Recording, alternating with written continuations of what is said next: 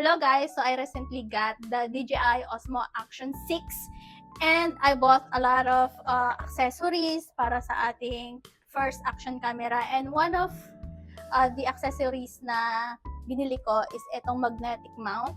Quick release na rin siya, ayan. And pwede to sa mga action camera like DJI Action 4 and 5, pwede to. So parehas lang sila. Make sure mo lang na nakamount siyang mabuti. And ito yung exciting part is magnetic to. Napakalakas nung magnet niya and hindi siya mahuhulog. Bali, papakita ko sa inyo yung mga kung saan ko siya nilagay. As long as metal po siya, ha. Make sure lang na nakamount siyang mabuti. Ito, para hindi mahulog yung action camera natin. So, hindi kaya pakita ko sa inyo. So, dito sa loob, meron ako ditong metal. Ayan, itong aking shoe cabinet. And pag mag-vlog ako dito sa loob or gagawa ng content, pwede ko lang siyang, ayan, diba?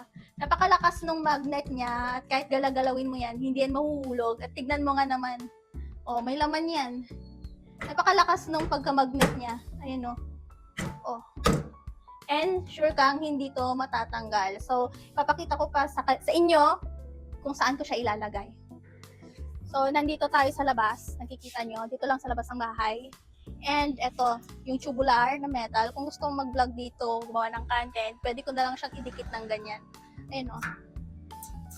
At hindi mo na need ng tripod. Ito yung kagandahan nito. Kasi yung tripod, di ba, kung maliit lang yung bag mo, napakaliit lang nitong magnetic mount na to. Hindi mo na kailangan magdala ng tripod na mahaba. Lalo na kapag maliit yung bag mo. Ayan. So, pwede mo siyang iyuko ng ganyan. Pwede mong ilagay dito sa taas. Ayan. Ilagay sa taas. Tapos, ganyan lang. I-adjust kung gusto nyo. Pwede din to sa mga sasakyan natin. So, ipapakita ko sa inyo doon sa car para malaman nyo na legit siya, nadidikit siya sa my car. Ayan, sa mga nagta-travel vlog, pwede rin to sa inyo.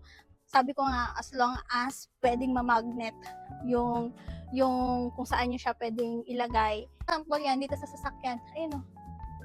Oh. Napaka-lakas ng magnet niya. So, pwede kang mag-take ng video mo, ng photo mo, na imamagnet mo lang siya sa sasakyan. Ito pa, sa isang sasakyan, yung sasakyan ng daddy ko. Ayun o. So, kung gusto niyo umorder, click nyo lang yung yellow basket. Bye!